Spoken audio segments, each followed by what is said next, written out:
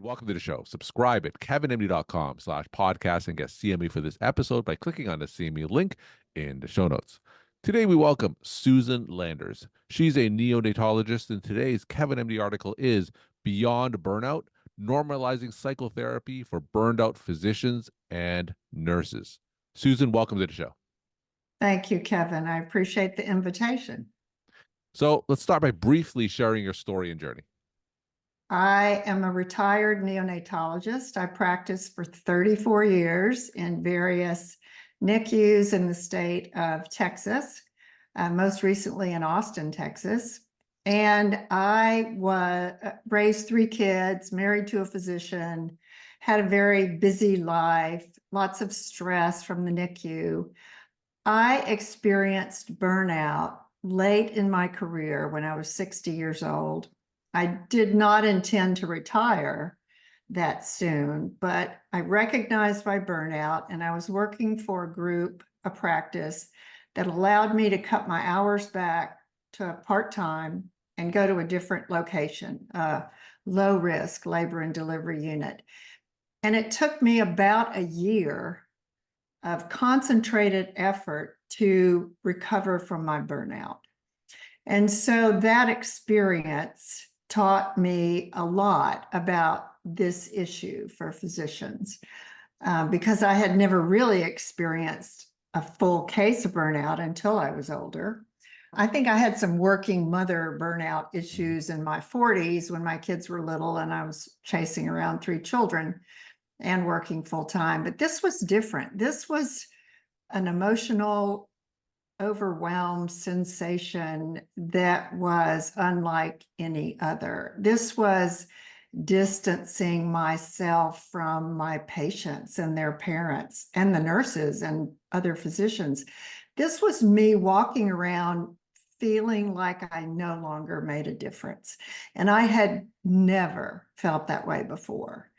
So I got psychotherapy. I have had psychotherapy off and on in my career, and that's for a number of different reasons and some intermittent depression. But the psychotherapy helped me during my burnout because I was able to isolate the issues that really kind of tipped me over the edge. And what I mean by that is the ethical issues with the difficult patient when the doctor and other physicians and the parents wanted something different. Palliative care versus pulling out all the stops.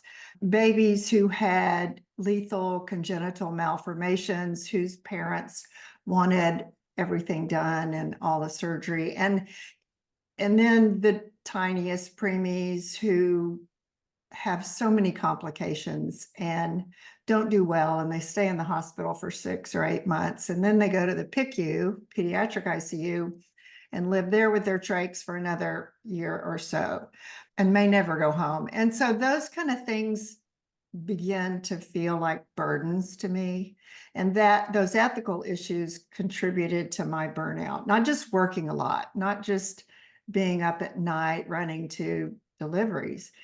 So I ratcheted down my hours. I got psychotherapy.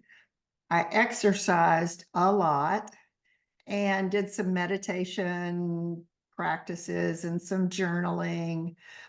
I found a lot of help in visiting with old friends and laughing and joking and telling stories. And that was wonderful. I did a lot of reading, but basically I just sort of cocooned myself and took care of myself. And so I recovered from burnout within a year, maybe 18 months. And by then I thought, well, I've really had it. And I retired when I was 64. Now I'm 72, and I wish I had not retired so early.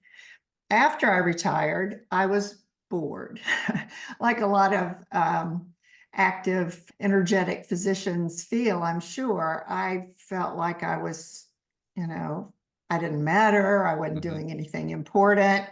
I had recovered from burnout and I was in a good place mentally. So I sat down and I wrote a memoir have a memoir called So Many Babies, and it is about my life in the NICU, and it's true stories. It's favorite patients, their parents, and some of the ethical issues. And it's also me being a mom, a working mom, and all the mistakes I made. So writing that memoir and talking to folks about that book, I discovered that women physicians were all in terrible shape. They were all burned out. They were all having mom overload and physician burnout issues, and nobody helps me take care of the kids in the household. And so I started writing a blog on my website. I started writing a newsletter, and I started talking to working mothers on podcast to, to discuss this issue of burnout, not only among physicians, but also among working mothers. Mm. And so that's what I've been doing the last 4 or 5 years, is being an advocate for women who work and get burned out, and for physicians who work and get burned out. So that's my long story short. So I want to talk about your article in a little bit, but one question I wanted to ask was when you felt that burnout towards the later stages of your career, and you said it was unlike any other feeling that you had previously, was it a sudden event that precipitated it, or do you feel like it was a more gradual thing coming on? It was a gradual thing coming on. I had recognized that particular cases that were bugging me. And you talk within a practice, and what's the other guy think about this particular case? And I was beginning to feel a little bit like an outlier. I remember telling my husband that I dreaded going to work, and he said, "What is going on? You've never said that. You've always liked working." And I said, I don't like it anymore. It doesn't feel good. I don't feel like I'm making a difference. I said that to him too. And so in retrospect, it was a gradual process. It snuck up on me. I thought I knew how to take care of myself. There I was, 60 years old. I had Yeah. been doing this for, over 30 years. And I knew how to keep my head above water and stay sane. And my husband and I were great advocates for one another through both of our careers. But it really did kind of sneak up on me. It was startling when I finally felt that I wasn't making a difference. I mean, it was terrible. Hiding in the call room, nobody wants to do that. That's just an awful feeling when you're used to interacting with nurses and parents and patients and other physicians, and all of a sudden, all you want to do is withdraw Mhm. and detach yourself from your work. That is huge. It was huge for me. It scared me. I had never felt that way in my whole career. Let's talk now about your KevinMD article, Beyond Burnout, Normalizing Psychotherapy for Burned Out Physicians and Nurses. For those who didn't get a chance to read your article, tell us what it's about. It tells a little bit about the current figures for physicians and nurses. We know that burnout is still epidemic, and it is occurring more often among women physicians than men. It's a little more prevalent among nurses. My daughter is a PICU nurse, and she and I talk about this all the time because nurses are getting less support than physicians are, believe it or not. And so my article gives statistics about where we are currently. It talks about what physicians and nurses take advantage of for burnout and for support. And it's really sad because it describes a minority of physicians and nurses who are getting any kind of help, Mm. either psychotherapy or coaching. We know that physicians are reluctant to get help because of the stigma around mental health care. And we know that we've been plagued with all these intrusive questions about mental health conditions and care on our licensing applications, our credentialing applications. And so I did some research and looked at what the Lorna Breen Foundation Mhm. has been doing, a huge amount of work advocating training and therapy for physicians and nurses and all health caregivers. about burnout and about the importance of mental health care. And I talk a little bit about that in the article. And I was pleasantly surprised to find that 25 states now have removed from their state board licensure applications questions about mental health care therapy. And that is huge because all of us look at those little questions. Have you ever had depression or any condition that affects your ability to practice? And of course, even if you've had depression, you can still practice if you're being treated and you're recovering. And we all have looked at those questions on application forms and credentialing forms, and we sit there and we go, I don't want to answer those questions. It's not their business. You don't ask if somebody's a diabetic or an asthmatic. And so I talk a little bit about my feelings about those questions and how I'm glad that state medical boards are changing. Hospital credentialing, not so much, not yet, but hopefully that's coming in the future. I also tell my own personal story of what I learned from psychotherapy and how it helped me manage conflicts, ethical issues with parents and colleagues, conflicts with colleagues, conflicts in my marriage. It helped me solidify what I knew about taking care of myself, the importance of exercise, sleep, connections, friends, doing things. So I learned so much from psychotherapy. And for some reason, I wasn't embarrassed to tell people that I see a therapist. Maybe in Austin, Texas, all the liberals are always talking about what they tell their therapists, but I decided to fess up and tell people that I had benefited from psychotherapy and that I hope other people, especially younger physicians, will go that route. The other good thing that's happening that the Lorna Breen Foundation is doing is they're actually trying to get the act passed to refund programs to teach hospital systems how to train residents and hospital staff and nurses in self-care and preventing burnout and treating burnout. I'm not talking about resilience programs. Everybody's doing a little bit of that. I'm talking about really programs that help physicians and nurses. And so my article just summarizes my view of all this and my admission that therapy is helpful if you have burnout. We know it's helpful if you have depression. And since burnout leads to anxiety and depression, it's equally as helpful if you have burnout. So when it comes to physician burnout, we've been talking about this on my podcast and site for what seems to be years now. There's a lot of coaches that address physician burnout. So contrast psychotherapy with coaching. How is it different? And what exactly was it like when you talked to that psychotherapist as it's specifically related to your burnout? I've never had a coach, but I've read that what they do is helpful in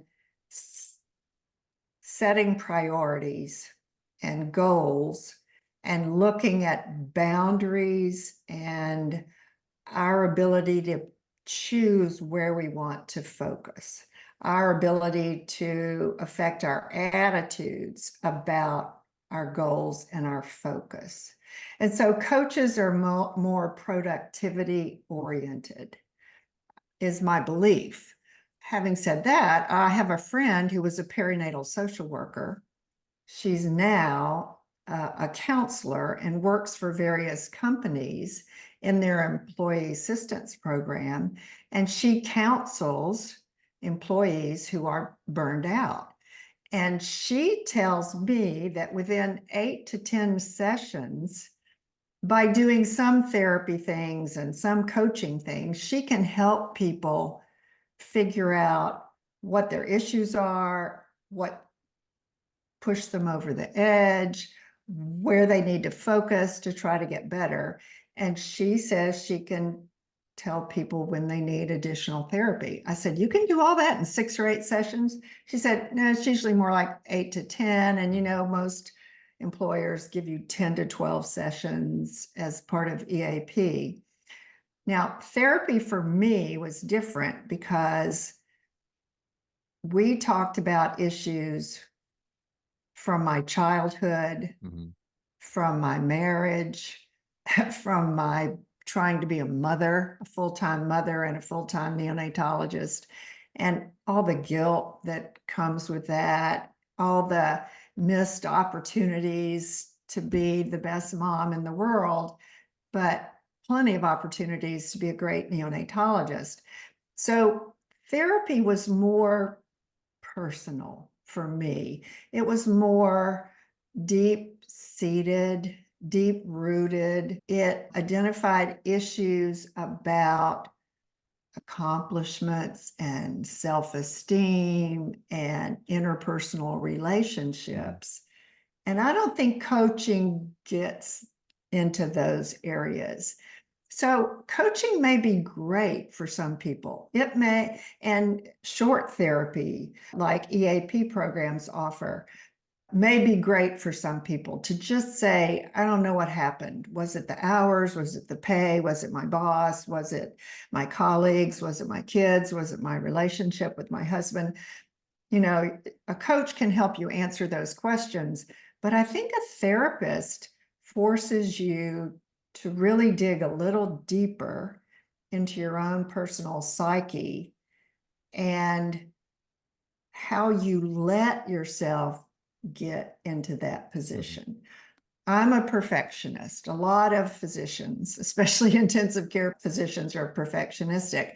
And my therapist helped me figure out that my love of saying yes and doing everything well and doing everything perfectly is a weakness. It's a terrible weakness. I always thought it was a strength, but it's not. I had to teach myself how to set boundaries and say no, not just in my work, but also in my personal relationships. So I think the short answer is therapy is more personal, more intuitive, more about your current life and your past life that contributed to who you are. And coaching is more based on what's going on, where you want to go, and how do Mm-hmm. you want to get there.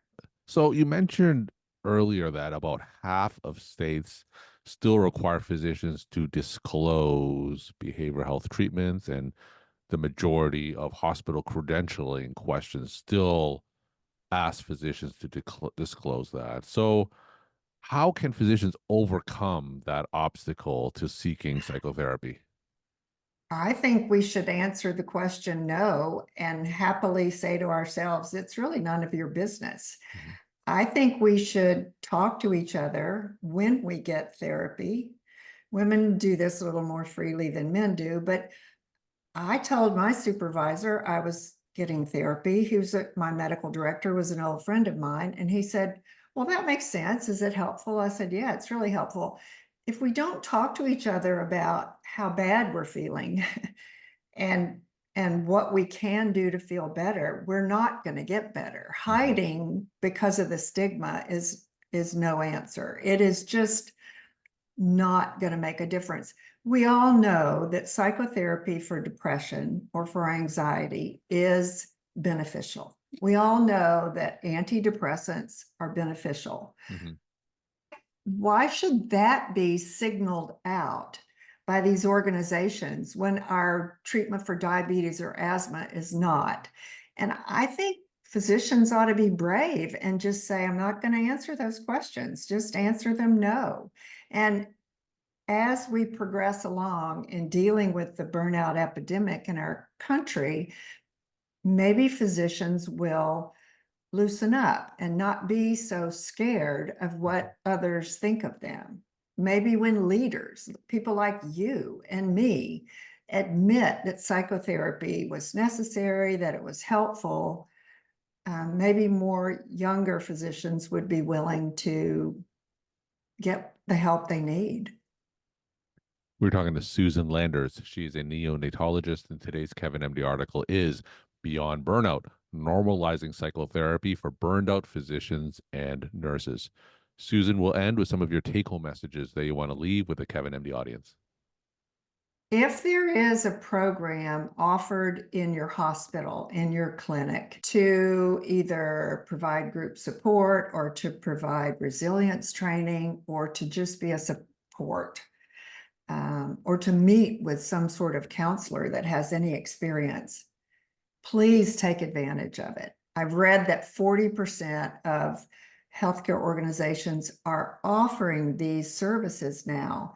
And it's not perfect, and it may not be individual psychotherapy, but I can guarantee you it's helpful to sit with others and talk about what you're going through is therapy in a way. And so almost half the time, there are going to be things in our organizations that we can take advantage of. So I really beseech people to meet with others, to talk with others, to try to take advantage of whatever your organization offers for care of this problem. Susan, thank you so much for sharing your story, perspective, and insight. Thanks again for coming on the show. Oh, you're welcome, Kevin. Thank you.